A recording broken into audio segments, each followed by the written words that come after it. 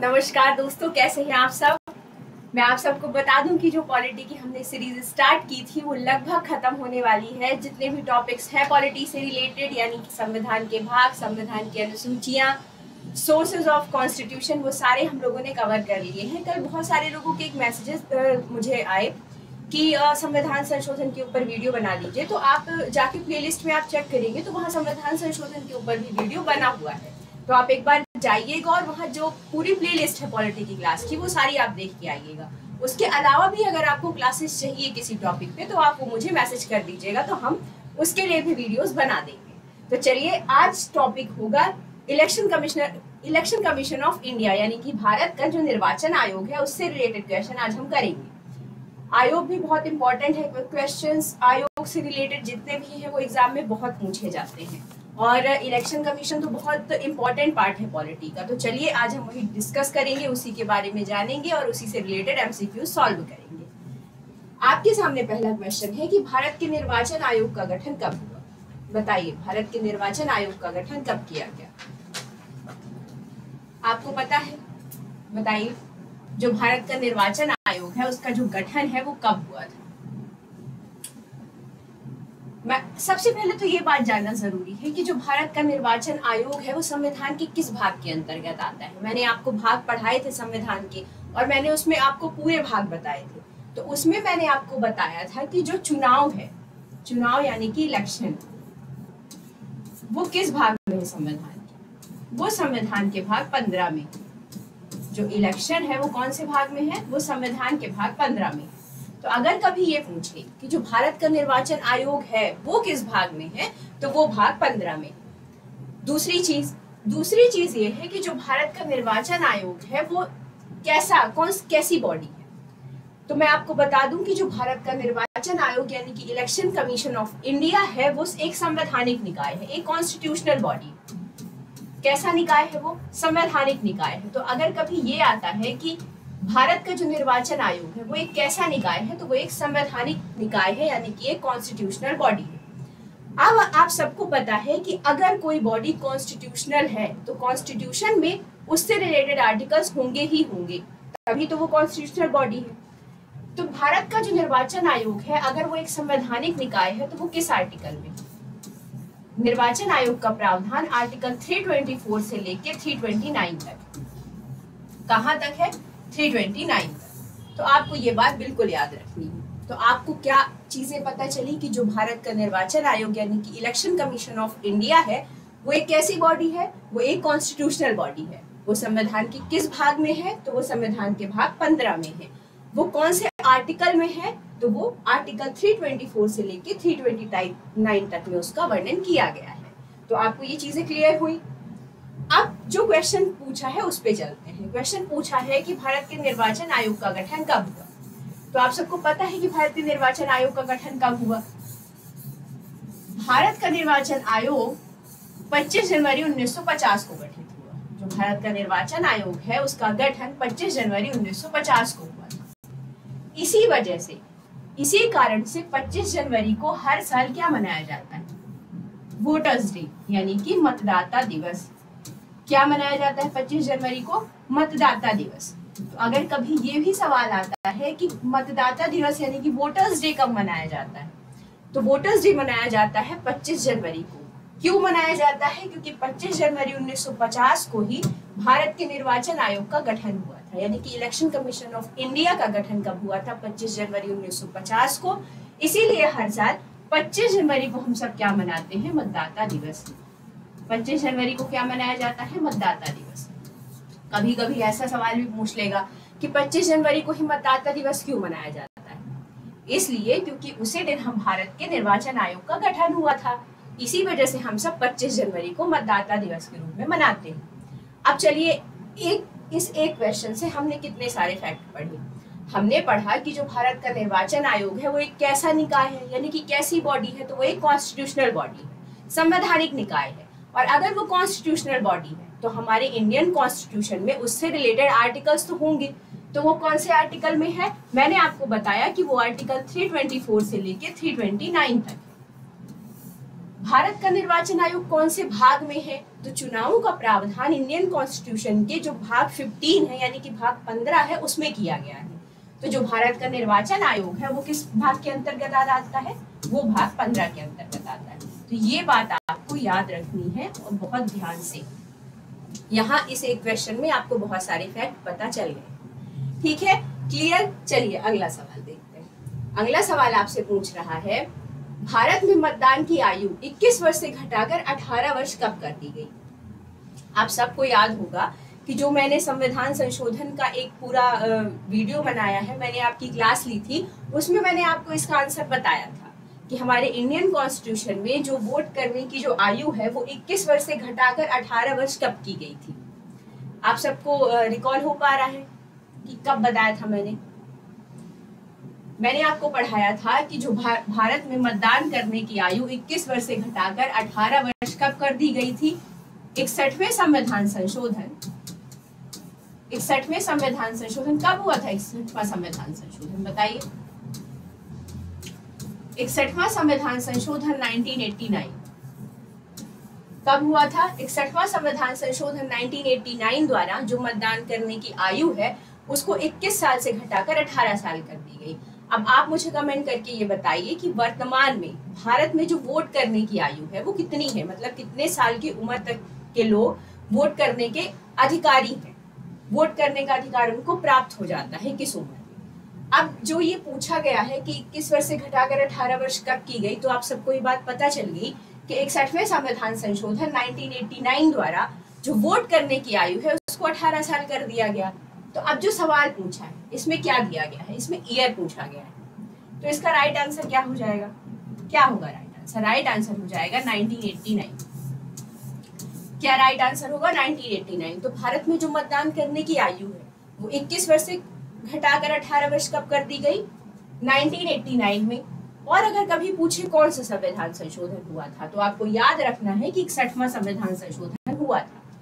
तो बहुत तरीके से, बहुत घुमा के भी क्वेश्चन पूछ सकता है। इसी वजह से जब पढ़ाया जाए तो पूरा फोकस यहाँ रहना चाहिए, क्योंकि सिर्फ 1989 is not the important part. The important part is कि अगर हम ये पढ़ रहे हैं कि मतदान की आयु 21 से 18 की गई है, तो उससे रिलेटेड जो कॉन्स्टिट्यूशनल अमेंडमेंट है हमें वो भी पता होना चाहिए। तो अगर कभी ये आता है कि कौन से कॉन्स्टिट्यूशनल अमेंडमेंट द्वारा 18 वर्ष उम्र की गई मतदान की, तो वो 61वां संविधान संशोधन 1989 द्वारा ये चीज की गई।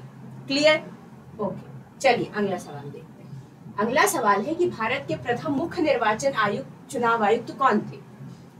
यानी कि इंडिया के पहले चीफ इलेक्शन कमिश्नर कौन थे? बताइए। सबसे पहले तो यहाँ ये जानना जरूरी है कि भारत में पहली बार चुनाव कब हुए।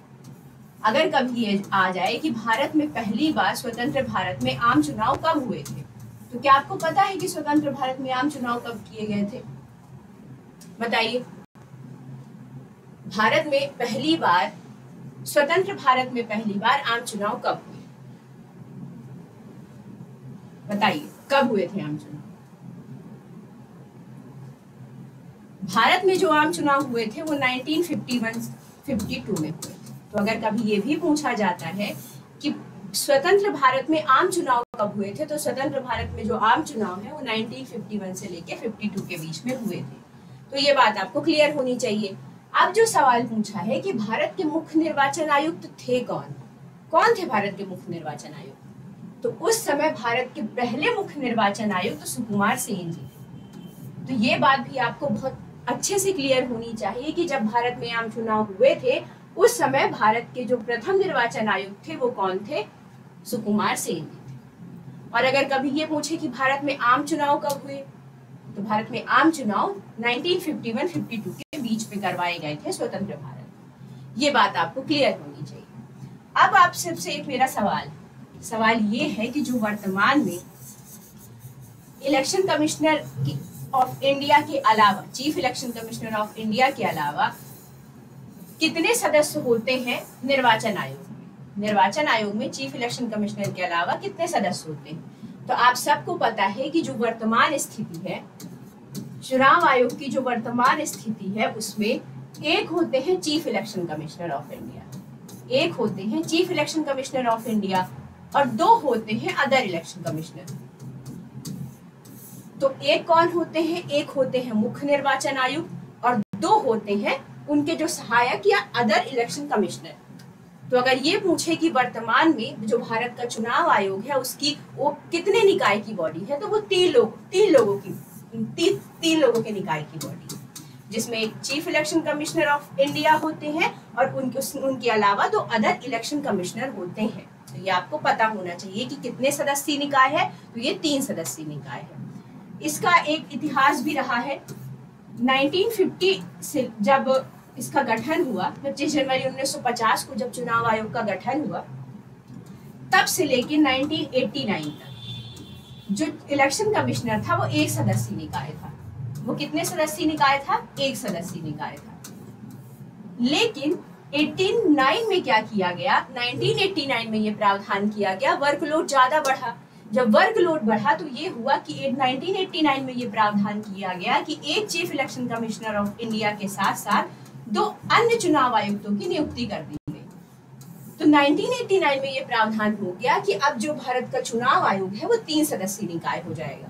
लेकिन ये व्यवस्था सिर्फ एक ही साल चल पाई। कितनी? सिर्फ एक साल, 1990 तक। 1990 तक ही 3 सदस्यीय निकाय का सिस्टम चला। 1990 में फिर से एक इलेक्शन कमिश्नर का प्रावधान किया गया कि सिर्फ एक चीफ इलेक्शन कमिश्नर होंगे भारत के चुनाव आयोग में सिर्फ। तो अब 2 इलेक्शन कमिश्नर नहीं हुए थे।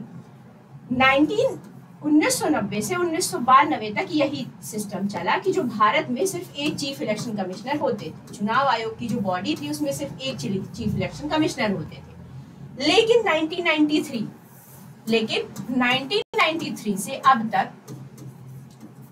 अब तक मैंने आपको क्या बताया कि वर्तमान में क्या स्थिति है। वर्तमान में स्थिति है कि एक चीफ इलेक्शन कमिश्नर होते हैं और साथ में 2 other election commissioner of India होते हैं। तो वर्तमान में स्थिति क्या है? वर्तमान में जो भारत का चुनाव आयोग है वो 3 सदस्यीय निकाय है, जिसमें एक चीफ इलेक्शन कमिश्नर होते हैं और 2 अदर इलेक्शन कमिश्नर। ये इतिहास बताने का मेरा सिर्फ इतना मोटो था कि अगर कभी आपसे ये पूछे कि जब भारत के चुनाव आयोग का गठन हुआ, कब हुआ था? 25 जनवरी 1950 को। उस समय कितने सदस्यीय निकाय था चुनाव आयोग? बिल्कुल पूछ सकता है। स्टेट पीसीएस में, यूपीएससी में, कहीं भी वनडे एग्जाम्स में भी पूछ सकता है कि जब चुनाव आयोग का गठन हुआ 1950 में, उस टाइम जो भारत का चुनाव आयोग है वो कितने सदस्यीय निकाय था। तो आपको पता होना चाहिए कि 1950 में जब गठन हुआ है तब से लेकर 1989 तक ये सिर्फ एक सदस्यीय निकाय था, सिर्फ एक चीफ इलेक्शन कमिश्नर होता था। 89 से 90 तक में ये एक साल के लिए प्रावधान किया गया कि अब एक इलेक्शन कमिश्नर के साथ साथ 2 अदर इलेक्शन कमिश्नर भी होंगे, सिर्फ एक साल के लिए, 90 तक। 90 में पुनः 2 इलेक्शन कमिश्नर को हटा दिया गया। उसके बाद 90 से 92 तक भारत में सिर्फ एक इलेक्शन कमिश्नर होते थे। 1993 से अगर कभी ये सवाल आ जाए कि जो वर्तमान की जो स्थिति है, वर्तमान में जो चुनाव आयोग है वो 3 सदस्यीय निकाय है, तो वर्तमान की स्थिति कब आई? तो 1993 से अब तक ये प्रावधान है कि एक चीफ इलेक्शन कमिश्नर होते हैं और 2 अदर इलेक्शन कमिश्नर भारत में होते हैं। तो अगर कभी ये पूछता है कि भारत का जो चुनाव आयोग है वो वर्तमान में कितने सदस्यीय निकाय है, तो वर्तमान में 3 सदस्यीय निकाय है, जिसमें एक चीफ इलेक्शन कमिश्नर होते हैं और 2 अदर इलेक्शन कमिश्नर। लेकिन अगर सवाल पूछे कि जब चुनाव आयोग का गठन हुआ था तो उस गठन के समय चुनाव आयोग कितने सदस्यीय निकाय था, तो मैंने क्या बताया आपको कि जब गठन हुआ था तो उस समय चुनाव आयोग कितने सदस्यीय निकाय था? उस समय एक सदस्यीय निकाय था। और जो वर्तमान स्थिति है कि एक चीफ इलेक्शन कमिश्नर और 2 अदर इलेक्शन कमिश्नर, वो कब से लागू है? वो 1993 से लेके अब तक लागू है। तो आई होप सो कि आपको कंफ्यूजन नहीं होगा। मैंने थोड़ा सा डिस्क्राइब आपको इसलिए किया, वो आपको थोड़ा सा कंफ्यूजिंग लगा होगा कि अभी एक सदस्य हो गया, अब 2 सदस्य, क्योंकि आपके लिए जानना जरूरी है। मैं ये बता के भी आगे बढ़ सकती थी कि भारत में वर्तमान में 3 सदस्यीय निकाय है चुनाव आयोग, लेकिन आपको इतिहास जानना जरूरी था कि जब गठन हुआ है चुनाव आयोग का तब वो एक सदस्यीय निकाय था। 1989 तक वो एक सदस्यीय निकाय ही था। 89 से लेकर 90 एक साल के लिए प्रावधान हुआ कि अब ये 3 सदस्यीय निकाय हो जाएगा। लेकिन 1990 में पुनः ये प्रावधान कर दिया गया कि अब ये पुनः जो इलेक्शन कमिश्नर है वो एक सदस्यीय निकाय होगा, जिसमें सिर्फ एक इलेक्शन कमिश्नर ऑफ इंडिया रहेंगे। और ये कब तक चला? ये 1992 तक चला। 1992 तक सिर्फ एक ही इलेक्शन कमिश्नर होते थे। फिर उसके बाद जो वर्तमान स्थिति है कि एक इलेक्शन कमिश्नर और 2 अलग इलेक्शन कमिश्नर, वो 1993 से अब तक है। तो जो वर्तमान स्थिति है वो कब से है? वो 1993 से है। आई होप सो आपको ये जो कंफ्यूजन होता है वो क्लियर हो गया होगा, इसीलिए मैंने आपको ये चीज बताई। और भारत के पहले चुनाव आयुक्त कौन थे? सुकुमार सिंह। अब आता है कि भारत में चुनाव आयोग के गठन का उल्लेख किस भाग में किया गया है। ये मैंने आपको शुरू में ही बता दिया था, जब मैंने पहला क्वेश्चन कराया है मैंने तभी इसका आंसर आपको बताया है। तो मैं ये नहीं बताऊंगी, ये आप सब मुझे बताएंगे। और मैं यहाँ खड़े वेट कर रही हूँ आपके आंसर का कि आप इमेजिन करिए और आप मुझे ये भी बताएंगे कि ये जो चारों भाग दिए हुए हैं इन चारों भाग में क्या है। सिर्फ ये नहीं बताना है कि चुनाव आयोग किसमें है, आपको ये भी बताना है कि इन चारों भागों में क्या है, क्योंकि मैंने भाग आपको बहुत अच्छे से पढ़ा है। तो इसलिए चलिए देखिए और बताइए कि किसमें क्या है। I am waiting. आप इमेजिन करिए खुद की इन चारों भागों के बारे में आपको पता है या नहीं। बताइए, चुनाव आयोग के गठन का उल्लेख भारतीय संविधान के किस भाग में किया गया है? आप देखिए कि जो चुनाव आयोग है, मैंने अभी आपको बताया कि भारत में जो चुनावों का यानी कि इलेक्शन का प्रावधान है वो किस भाग में है। क्या बताया मैंने आपको? जो भारत में चुनावों का प्रावधान है वो किस में है? वो भाग 15 में। तो जो चुनाव आयोग है वो किस में हो जाएगा? वो तो भाग 15 में हो जाएगा। मैंने आप सबको बताया था कि जो भाग 16 है, भाग 16 SC, ST और जो पिछड़ा वर्ग, जो पिछड़ा वर्ग है उनके लिए विशेष प्रावधान करता है। तो जो आर्टिकल 16 है वो किससे संबंधित है? वो ST, SC और सामाजिक रूप से पिछड़े हुए लोगों के लिए क्या प्रावधान करता है? विशेष प्रावधान करता है। तो आर्टिकल 16 तो इससे संबंधित हो गया। किससे? SC, ST और पिछड़ा वर्ग के लोगों के लिए विशेष प्रावधान से। भाग 17 में मैंने आपको बताया था कि भाग 17 जो है वो राजभाषा से संबंधित है। जो भाग 17 है वो किससे संबंधित है? राजभाषा से। और भाग 18 के बारे में मैंने आपको बताया था कि जब आप 18 साल के हो जाते हैं तो हमारे जीवन में एक आपातकाल शुरू हो जाता है कि अब लाइफ में आगे क्या करना है, हमारा करियर क्या होगा। तो 18 में क्या हो जाएगा? आपातकाल। हम जैसे ही 18 साल के होते हैं हमारे जीवन में क्या शुरू हो जाता है? आपातकाल। तो ये चीज आई होप सो आपको क्लियर हो गई होगी। ये मैंने पहले भी आपको बताया है कि चुनाव आयोग का जो प्रावधान है वो भाग 15 में है। भाग 16 में SC, ST और पिछड़ा वर्गों के लिए विशेष प्रावधान है, 17 में राजभाषा है और 18 में आपातकाल है। जब मैंने आपको भाग पढ़ाए थे तो मैंने ये आपको बताया था। अगला सवाल है कि भारत में चुनाव आयोग के गठन का उल्लेख भारतीय संविधान के किस अनुच्छेद में किया गया है। तो सबसे पहली बात तो ये है कि जब मैंने आपको बताया था कि भारत का चुनाव आयोग एक कैसी बॉडी है, तो मैंने आपको बताया था कि जो भारत का चुनाव आयोग है वो एक संवैधानिक निकाय है। और अगर ये संवैधानिक निकाय है तो हमारे कॉन्स्टिट्यूशन में इससे रिलेटेड आर्टिकल्स होंगे। संवैधानिक आयोग है, कॉन्स्टिट्यूशनल बॉडी है, तो इससे रिलेटेड आर्टिकल्स तो होंगे। तो मैंने आपको क्या बताया था कि जो चुनाव आयोग है उसका प्रावधान किस आर्टिकल से लेकर किस आर्टिकल तक है। पहला क्वेश्चन जब सॉल्व करवाया था मैंने, तो मैंने आपको बताया था, मैंने आपको बताया कि जो संवैधानिक आयोग है, चुनाव आयोग, वो कौन से आर्टिकल में है? वो आर्टिकल 324 से लेके 329 तक, 329 तक। तो ये बात आपको क्लियर होनी चाहिए कि जो चुनाव आयोग का प्रावधान है वो कौन से आर्टिकल में है। वो आर्टिकल 324 से लेके 329 तक है। और ये कैसा निकाय है? एक संवैधानिक निकाय है। लेकिन अब इसमें सवाल पूछा है कि चुनाव आयोग के गठन का उल्लेख किस संविधान के किस अनुच्छेद में किया गया है। तो अब आप बता दीजिए। इसका आंसर तो मुझे बताने की जरूरत नहीं है, क्योंकि तो मैंने बता ही दिया कि संवैधानिक निकाय है अगर, और आर्टिकल 324 से लेके 329 तक है, तो ऑप्शन में कहीं दिख रहा है आपको 324 से 329? बिल्कुल पहला राइट आंसर हो जाएगा कि जो चुनाव आयोग का प्रावधान है वो किस आर्टिकल में है। वो आर्टिकल 324 से लेके 329 तक है। तो ये बात आपको क्लियर होनी चाहिए। ओके, चलिए अगला सवाल है कि जो चुनाव आयोग का कार्यकाल है वो कितने वर्ष का होता है। भारत में चुनाव आयोग, कोई चुनाव आयोग का गठन किया गया वो कितने साल तक रहेगा।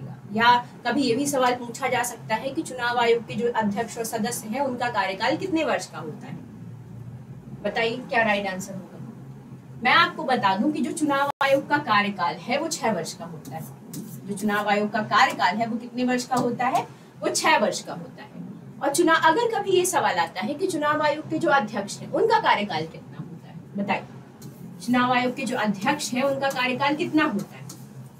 तो मैं आपको बता दूं कि चुनाव आयोग के अध्यक्ष का कार्यकाल 6 वर्ष या 65 वर्ष की आयु, 65 वर्ष की आयु जो भी पहले पूरी हो 65 वर्ष की आयु जो भी पहले पूरी हो जाए, या तो कार्यकाल पूरा हो जाए उनका, या तो उनकी 65 वर्ष की आयु पूरी हो जाए, जो भी पहले पूरी हो जाए। मान लीजिए कोई इलेक्शन कमिश्नर ऑफ इंडिया चुने गए, chief election commissioner of India चुने गए, तो अगर जब से वो उस पद को धारण करते हैं तब से लेके अगर उनका कार्यकाल 6 वर्ष पूरा हो जाता है तो उनका कार्यकाल समाप्त हुआ माना जाता है। लेकिन मान लीजिए वो या तो 65 वर्ष की आयु पहले पूरी कर लें, लेकिन मान लीजिए अगर वो 60 साल के थे, जब उन्होंने ज्वाइन किया तब वो 60 साल के थे, लेकिन उनका जो कार्यकाल है वो तो 6 वर्ष का है, लेकिन 60 से 65 में वो 5 साल में ही 65 साल के हो गए, तो वो 65 साल के तो 5 सालों में ही पूरे हो गए, लेकिन जो उनका कार्यकाल है वो तो 6 वर्षों का है, वो फिर भी रिटायर हो जाएंगे, क्योंकि जो अध्यक्ष का जो कार्यकाल है वो 6 वर्ष का होता है, या तो 65 वर्ष की आयु जो भी पहले पूरी हो जाए।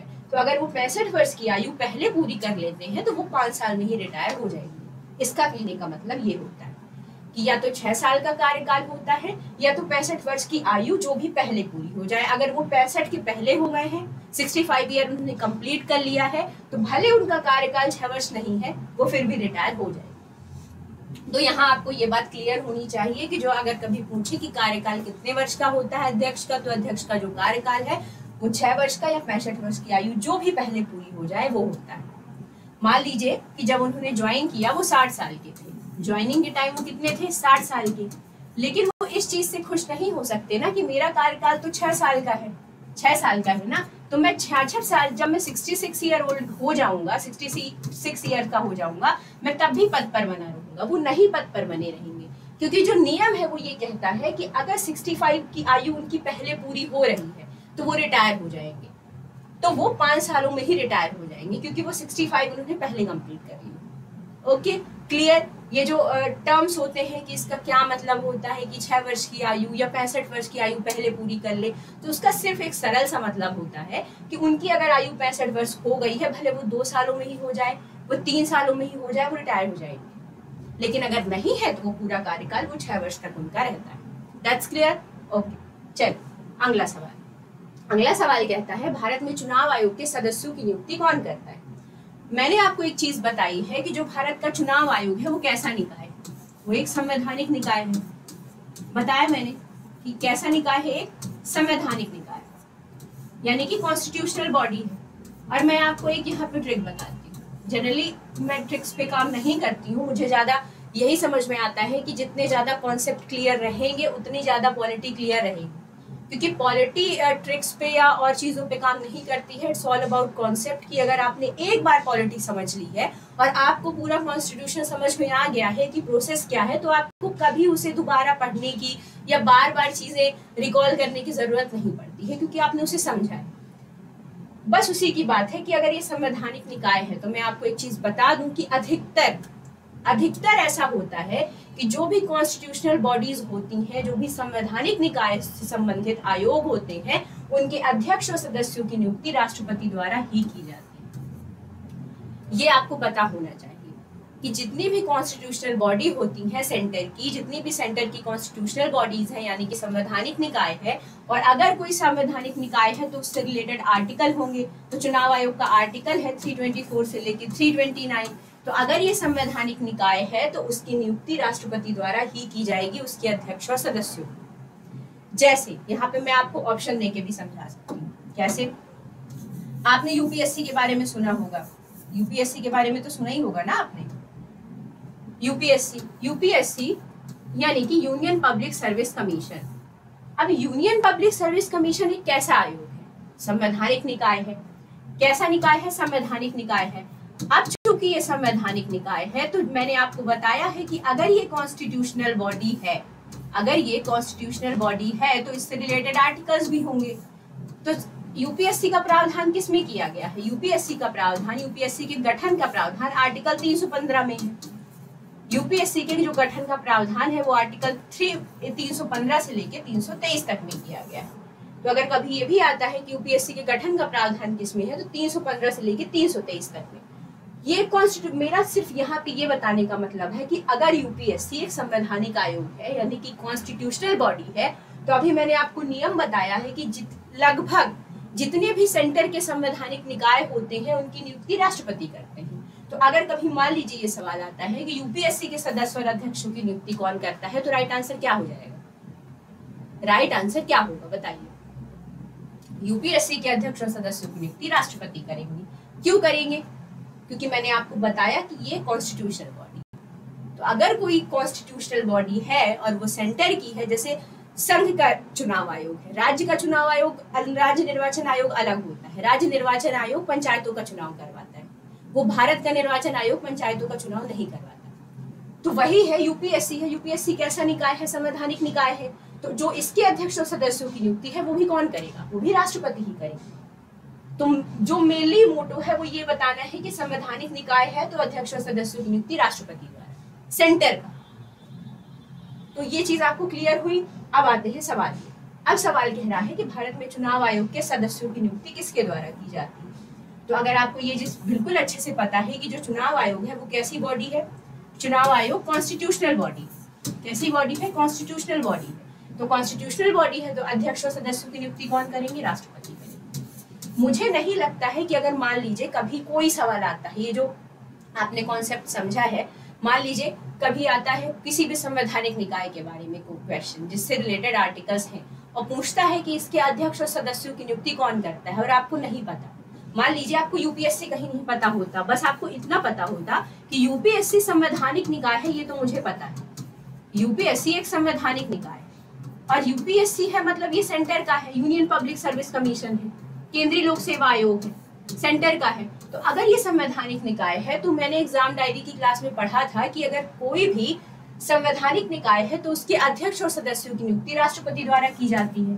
तो हो सकता है इसका राइट आंसर राष्ट्रपति हो और वहां पे आप 1 नंबर प्राप्त कर लेंगे, 1 नंबर आपको मिल जाएगा। जैसे निर्वाचन आयोग है, चुनाव आयोग है। चुनाव आयोग क्या है? कॉन्स्टिट्यूशनल बॉडी है, भारत का निर्वाचन आयोग। मैं सेंटर की बात कर रही हूँ, तो उसके अध्यक्ष और सदस्यों की नियुक्ति कौन करेगा? राष्ट्रपति करेंगे। ये होता है कॉन्सेप्ट समझने का फायदा। आपकी कॉन्सेप्ट क्लियर है, आपको बिल्कुल चीजें बहुत अच्छे से पता है। कॉन्स्टिट्यूशनल बॉडी है, सेंटर की है, राष्ट्रपति नियुक्ति करेंगे, बात खत्म। ठीक है, तो आपको इसमें कंफ्यूजन नहीं होगा और आप आगे भी चीजें कर पाएंगे। अब पूछा है कि भारत में चुनाव आयोग के सदस्यों की संख्या कितनी होती है, बताइए। या ये भी कह सकता है चुनाव आयोग कितने सदस्यीय निकाय है, चुनाव आयोग के सदस्यों की संख्या कितनी होती है। मैंने आपको बताया था कि 1993 से अब तक, 1993 से अब तक चुनाव आयोग के कैसा निकाय है, चुनाव आयोग कितने सदस्यीय निकाय है। मैंने आपको बताया कि एक होते हैं chief election commissioner of India, उनके अलावा 2 other election commissioner of India होते हैं। ओके, एक होते हैं chief election commissioner of India और 2 अदर इलेक्शन कमिश्नर होते हैं। तो कितने सदस्यीय निकाय हो गया ये? 3 सदस्यीय निकाय।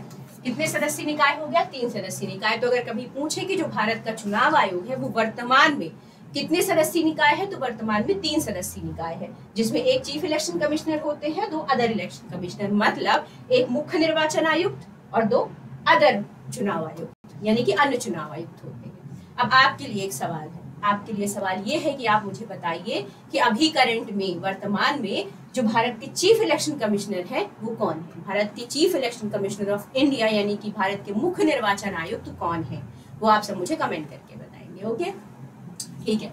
और अगर मान लीजिए इसको घुमा के पूछ लेता, जो मैंने आपको वहाँ पूरी वो हिस्ट्री कहानी बताई थी कि जब भारत का चुनाव आयोग बना, जब भारत के चुनाव निर्वाचन आयोग बना उस समय क्या कितने सदस्यीय निकाय था, उस समय चुनाव आयोग कितने सदस्यीय निकाय था। तो जब भारत का निर्वाचन आयोग का गठन हुआ 25 जनवरी 1950 को, तो उस समय जो भारत का निर्वाचन आयोग था वो 1 सदस्यीय निकाय था। तो यहाँ पे जरूर पढ़ना है कि पूछ क्या रहा है, वर्तमान पूछ रहा है या ये पूछ रहा है कि जब गठित हुआ था तब कितने सदस्यीय था। तो जब गठित हुआ था 1950 में तब तो 1 सदस्यीय निकाय था, सिर्फ 1 चीफ इलेक्शन कमिश्नर होते थे।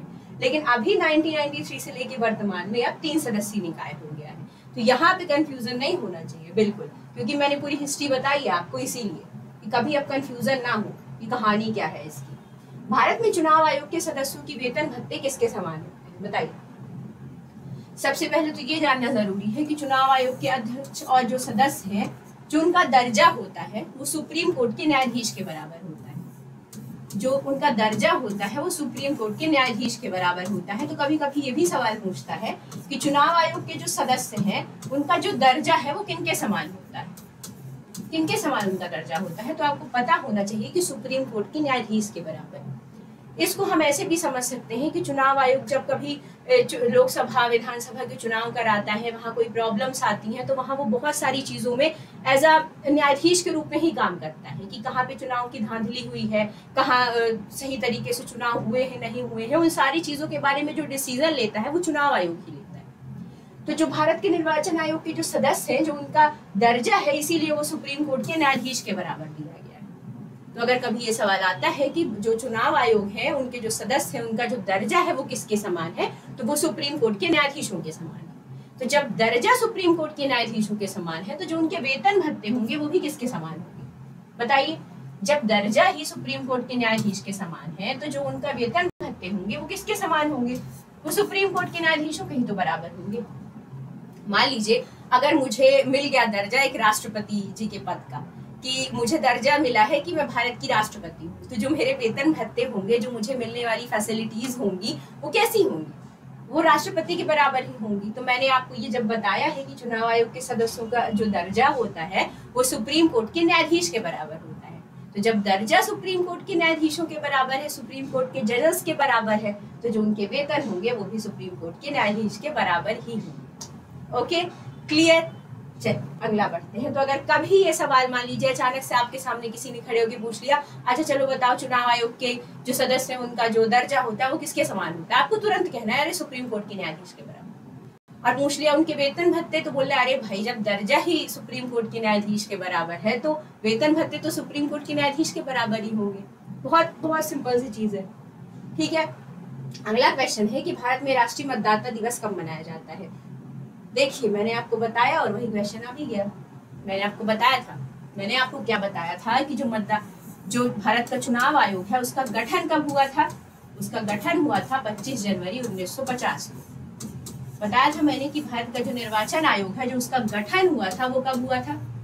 गठन हुआ था 25 जनवरी 1950 को। तो जब 25 जनवरी 1950 को गठन हुआ तो 25 जनवरी को ही इसीलिए राष्ट्रीय मतदाता दिवस के रूप में मनाया जाता है।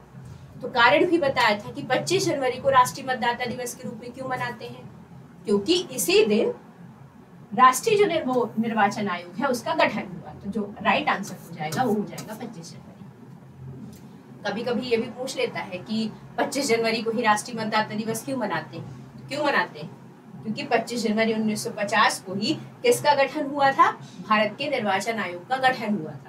क्लियर होना चाहिए ये चीज। और भारत में स्वतंत्र भारत में पहले आम चुनाव कब हुए थे? 1951 से 52 के बीच में। ठीक है, तो कभी ये सवाल पूछे कि जो मतदाता दिवस है वो कब मनाया जाता है, तो 25 जनवरी को। 25 जनवरी को क्यों मनाया जाता है? क्योंकि 25 जनवरी को ही निर्वाचन आयोग का गठन हुआ था। भारत के निर्वाचन आयोग का गठन 25 जनवरी को हुआ था। क्लियर? चलिए अगला सवाल करते हैं। अब हम आते हैं आर्टिकल्स। बहुत बार ऐसा होता है कि हमने आयोग से रिलेटेड सारी चीजें कवर कर ली, ऑलमोस्ट सारी चीजें कवर है, लास्ट में एक चीज रह जाती है आर्टिकल्स। क्योंकि मैंने आपको बताया है कि भारत का जो निर्वाचन आयोग है वो कौन से आर्टिकल से लेके कौन से आर्टिकल तक में है? वो आर्टिकल 324 से लेके 329 तक में। तो आपके लिए ये बात तो जानना जरूरी ही है कि अगर ये भारत का निर्वाचन आयोग 324 से लेके 329 तक है तो इन आर्टिकल्स में है क्या? पता होना चाहिए कि 324 से लेके 329 तक में है निर्वाचन आयोग, 3 आर्टिकल्स में क्या है। तो सबसे पहले तो हम इसके आर्टिकल्स के बारे में जानेंगे, फिर उससे रिलेटेड हम क्वेश्चंस करेंगे। ठीक है, चलिए शुरू करते हैं। तो पहला सवाल है कि भारत के निर्वाचन आयोग का गठन किस अनुच्छेद के तहत किया गया? बताइए। आप सबको पता है कि भारत के निर्वाचन आयोग का जो गठन है वो किस अनुच्छेद के अंतर्गत किया है? बताइए, गठन जो है वो किस आर्टिकल के अंतर्गत किया गया है? तो चलिए आज मैं बता ही देती हूँ आपको सारे आर्टिकल्स। मैंने आपको बताया कि 324 से लेके 329 तक में चुनाव आयोग है। तो मैं आपको बता दूं जो चुनाव आयोग का गठन है जो 324 है वो चुनाव आयोग के गठन और उसके कार्यों से संबंधित। तो जो चुनाव आयोग के गठन की बात की गई है वो किस आर्टिकल में की गई है? 324 में की गई है। तो ये आपको पता होना चाहिए कि जो सवाल पूछा है कि निर्वाचन आयोग का गठन किस आर्टिकल के अंतर्गत है, तो गठन 324 के अंतर्गत है। तो जो चुनाव आयोग के गठन और कार्यों का वर्णन है वो आर्टिकल 324 में है। 325 ये कहता है कि धर्म, जाति, लिंग इस आधार पर किसी व्यक्ति को मतदाता सूची से बाहर नहीं किया जाएगा, अर्थात मतदान देने से नहीं रोका जाएगा, मतदान देने से नहीं रोका जाएगा या मतदाता सूची से बाहर नहीं किया जाएगा, से बाहर नहीं किया जाएगा कि कोई व्यक्ति किसी विशेष धर्म से बिलोंग करता है, इस वजह से हमने उसको मना कर दिया कि आप वोट नहीं दोगे, क्यों? क्योंकि भाई आप इस स्पेसिफिक धर्म से हो, इस स्पेसिफिक जाति से हो, इस वजह से नहीं रोका जाएगा। तो अगर कभी ये प्रावधान आता है कि धर्म, जाति, लिंग इस आधार पर मतदाता सूची से बाहर करने या मतदान न देने के लिए मना नहीं किया जाएगा, इसका प्रावधान किसमें है? तो इसका प्रावधान आर्टिकल 325 में है। तो दो आर्टिकल्स आपको पता चले कि जो चुनाव आयोग के गठन का प्रावधान है वो है आर्टिकल 324 में, और धर्म, जाति, लिंग इस आधार पर कभी आपको मतदान देने से नहीं रोका जाएगा, वो है आर्टिकल 325। तो ये आर्टिकल्स आपको क्लियर हुए कि आर्टिकल्स किस चीज से रिलेट करते हैं। अब आता है आर्टिकल 326। आप सबको पता है कि आपको वोट देने का राइट है। जैसे आपने देखा होगा कि जब भारत में चुनाव होते हैं या किसी स्टेट में चुनाव होते हैं तो आपके अधिकारों का आपको बोध कराया जाता है कि आपको वोट देने का राइट है, और उसी को हम लोग कहते हैं वयस्क मताधिकार। मतलब कि भारत का हर व्यक्ति जो 18 साल की उम्र पार कर चुका है उसको वोट देने का अधिकार है। तो अगर कभी ये आता है कि वयस्क मताधिकार या वोट देने का जो राइट है वो किस आर्टिकल में दिया गया, वोट देने का जो राइट है वो किस आर्टिकल में है, तो वो आर्टिकल 326 में वोट देने का अधिकार। जैसे मैं भारत की नागरिक हूँ, मैंने 18 साल की उम्र पूरी कर ली है, तो मेरे पास वोट देने का अधिकार है। तो वोट देने का अधिकार किस आर्टिकल में है? आर्टिकल 326 में है। तो ये बात आपको पता होनी चाहिए। तो हमने कितने आर्टिकल पढ़े? 324 हमें बताता है चुनाव आयोग के गठन के बारे में, उसके कार्यों के बारे में। 325 हमसे कहता है कि धर्म, जाति, लिंग इस आधार पर किसी भी व्यक्ति को मतदान देने से नहीं रोका जाएगा या अयोग्य घोषित नहीं किया जाएगा मतदान देने के लिए। उसे मतदाता सूची से हम इस आधार पर बाहर नहीं कर सकते हैं कि आप हिंदू हो, मुस्लिम हो, सिख हो, ईसाई हो, या आप किसी विशेष जाति से बिलोंग करते हो, या आप लड़का हो या लड़की हो, इस आधार पर मनाही नहीं की जाएगी। तो वो उसमें है आर्टिकल 325 में। कभी पूछे वयस्क मताधिकार यानी कि आपको वोट देने का राइट किस आर्टिकल के तहत है, जैसे मुझे वोट देने का राइट वो किस आर्टिकल के तहत है, तो वो आर्टिकल 326 के तहत है। तो ये चीजें आपको क्लियर हुई। आर्टिकल 327 के बारे में अगर हम चर्चा करें तो ये बताता है कि जो चुनावों के संबंध में कानून बनाने की शक्ति होती है। आप मुझे ये बताइए कि भारत में जो कानून बनाए जाते हैं वो कहाँ बनाए जाते हैं? भारत में किसी भी चीज से रिलेटेड कानून कहाँ बनाए जाते हैं? हमारे पार्लियामेंट में बनाए जाते हैं, यानी कि भारत की संसद में बनाए जाते हैं। तो जो चुनावों से संबंधित कानून है, जो चुनावों से संबंधित कानून है कि चुनाव कैसे होंगे, चुनाव प्रक्रिया कैसी होगी, किस आधार पर चुनाव कराए जाएंगे, वो सारे कानून कहाँ बनते हैं? वो सारे कानून संसद में बनते हैं। तो 327 यही बताता है। 327 हमसे कहता है कि जो भारत में चुनावों के संबंध में नियम बनाने की शक्ति है, कानून बनाने की शक्ति है, वो भारत की संसद में नहीं है। हमें पता है कि जो भी कानून बनते हैं हमारे भारत में वो कहाँ बनते हैं? वो भारत की संसद में बनते हैं। तो चुनावों के संबंध में भी कानून बनाने की शक्ति 327 में। तो आपने क्या जाना? 324 क्या बताता है? चुनाव आयोग के गठन के बारे में, उसके कार्यों के बारे में। 325 कहता है कि धर्म के आधार पर, जाति के आधार पर, लिंग के आधार पर मतदान देने से अयोग्य नहीं ठहराया जाएगा, कि रोका नहीं जाएगा कि आप वोट नहीं कर सकते। अगर मैं कहीं जाऊं, मैं कहूं मेरे पास वोट देने का राइट है, तो वो कहेगा किस आर्टिकल के अंतर्गत? तो जो वोट देने का अधिकार है वो 326 के अंतर्गत है। आपको तुरंत बताना है। दूसरा पूछे कि आप ये बताइए कि चुनावों के संबंध में कानून कौन बनाता है, तो बोल रहा अरे यार कानून बनाने की शक्ति तो संसद के पास होती है, पार्लियामेंट बनाती है। तो जो चुनावों के संबंध में कानून बनाने की शक्ति है वो हमारी संसद के पास है, और वो आर्टिकल बताता है 327। तो ये बात आपको यहाँ पे क्लियर होनी चाहिए। यहाँ पे साथ ही साथ मैं आपको ये भी बता दूं कि जो चुनावों के संबंध में कानून बनाने की शक्ति संसद के पास है, और राज्यों में यही शक्ति राज्य विधानमंडल के पास है, यानी कि विधानसभाओं के पास है।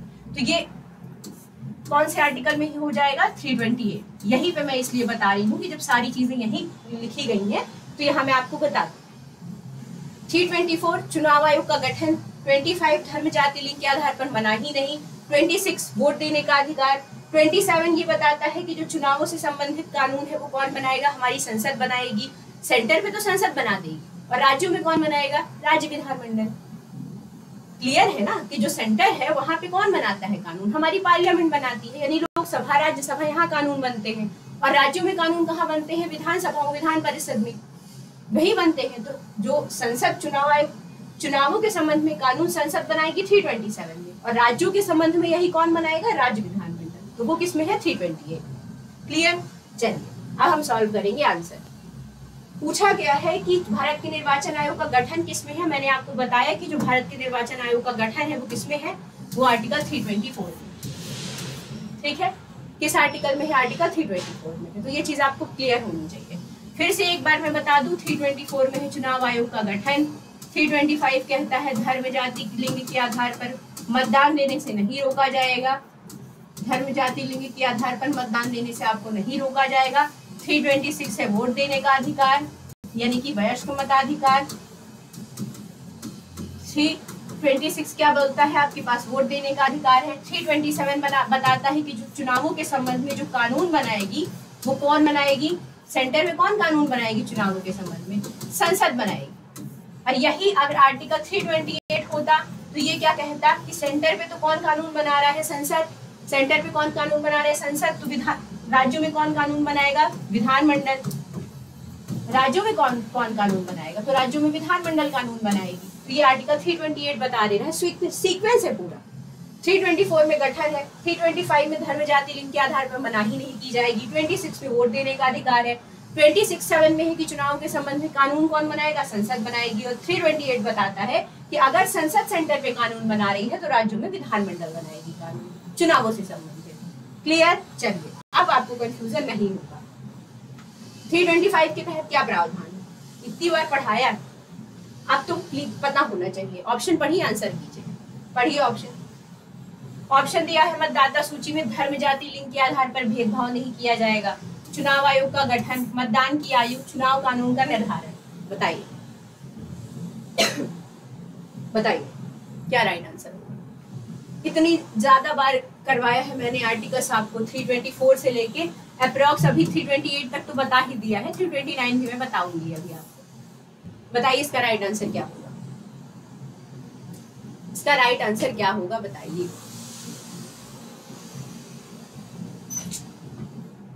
325 के तहत क्या प्रावधान? मैं इसलिए इतना टाइम ले रही हूँ क्योंकि मैंने आपको अभी पहले बहुत अच्छे से बताया है, तो इसलिए मैं आपको टाइम दे रही हूँ कि आप राइट आंसर खुद सोचिए कि क्या होगा इसका राइट आंसर। बताइए क्या है इसका राइट आंसर?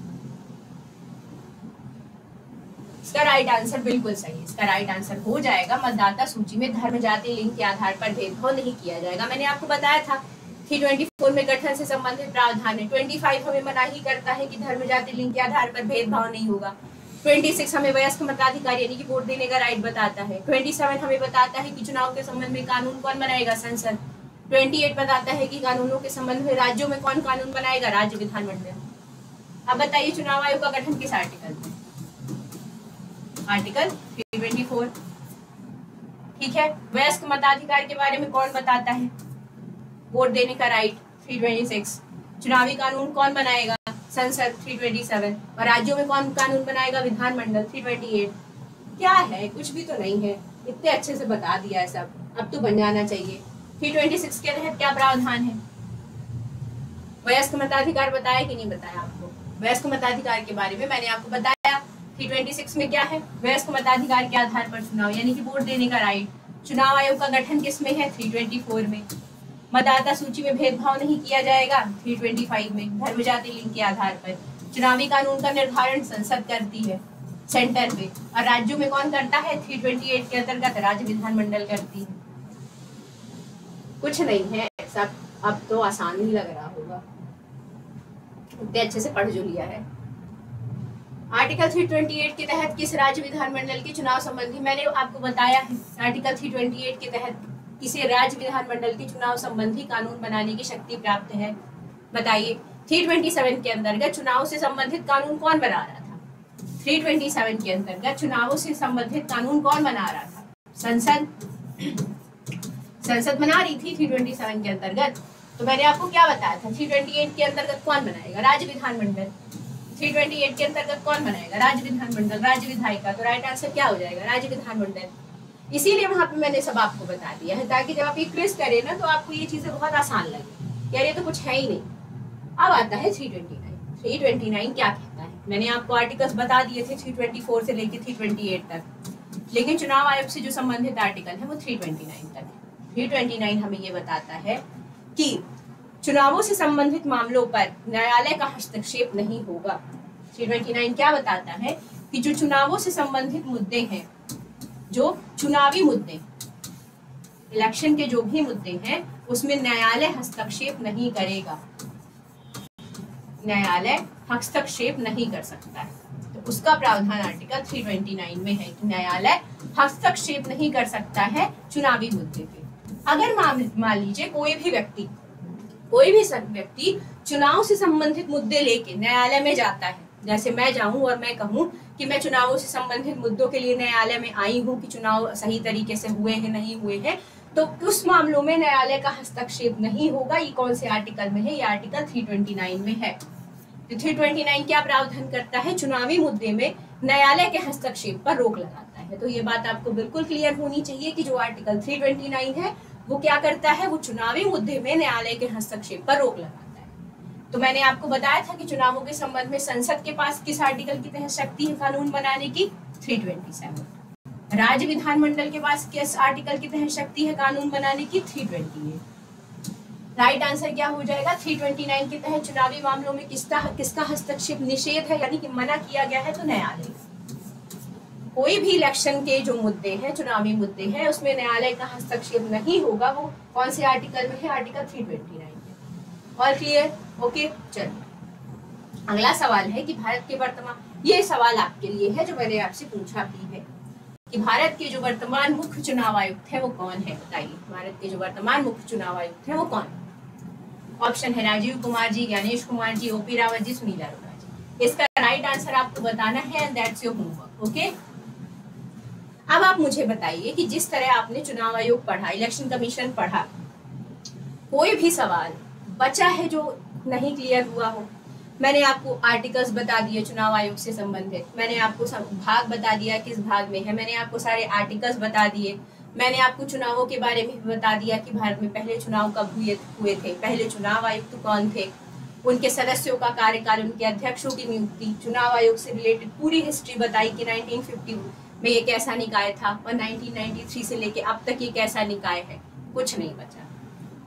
और अगर ये सेशन आपने ले लिया है तो मान लीजिए इलेक्शन कमीशन से रिलेटेड जो भी आर्टिकल्स या क्वेश्चंस एग्जाम में आते हैं, मैं मेंस वालों को भी कहूंगी कि मेंस में भी कभी कभार क्या अक्सर ही आयोगों से रिलेटेड क्वेश्चन ऐसे पूछ लिया जाता है कि चुनाव आयोग को विस्तार से समझाइए। तो अगर आपकी ये सारे फैक्ट क्लियर हैं, सारे कॉन्सेप्ट क्लियर है, तो आप इसकी जो आंसर ड्राफ्टिंग है वो बहुत आसानी से कर पाएंगे। तो यहाँ पे बस यही सारी चीजें करवाई गई हैं। बहुत प्रयास किया जा रहा है आपके लिए अच्छी चीजें लाने का, बहुत प्रयास किया जा रहा है आपको अच्छे से चीजें समझ में आए वो करवाने का। बस आपको डेली क्लासेस लेनी, सिर्फ इतना ही करना है। क्लासेस लीजिए, समझ में आ रहा है, जो चीजें नहीं आ रही हैं उन्हें आप कमेंट सेक्शन में बताइए, कुछ अच्छा है उसे भी लिखिए, वो हमारे लिए अप्रिशिएटिंग होगा। कुछ चीजें सुधार की आवश्यकता है वो भी लिखिए, वो भी हमारे लिए मोटिवेशन का काम करेगा कि हमें क्या सुधार लाने हैं। और आप ही के कारण यहाँ यूट्यूब तक की जर्नी स्टार्ट हुई है, और आप ही के कारण जो भी सब्जेक्ट्स टॉपिक्स आप कहेंगे वो आगे चली जाएगी। बस वीडियो को उन लोगों तक जरूर शेयर करिए जो पढ़ना चाह रहे हैं लेकिन उन्हें ये नहीं समझ में आ रहा है कि कहाँ से पढ़ें, क्योंकि बहुत सवाल आते हैं कि कहाँ से पढ़ें जहाँ से कॉन्सेप्ट क्लियर हो जाए, चीज़ें क्लियर हो जाए। तो मुझे आशा है कि अगर आपको क्लियर हो रहा है तो हो सकता है ये वीडियो उनके लिए भी हेल्पफुल हो जाए। तो बस उन तक शेयर कर दीजिए और ऐसे ही पढ़ते रहिए। चलते